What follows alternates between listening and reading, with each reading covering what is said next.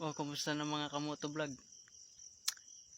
So, pasensya nga pala. Ngayon lang ako nakakapag vlog kasi nasira yung isa kong CV. May ipagchichismis ko pala sa inyo na meron na pala akong jowa. Nakilala ko lang siya sa FB. Medyo malayo siya sa amin. Medyo lang. Pero okay lang kahit LDR kami. Mahal naman namin yung isa't isa. Isis.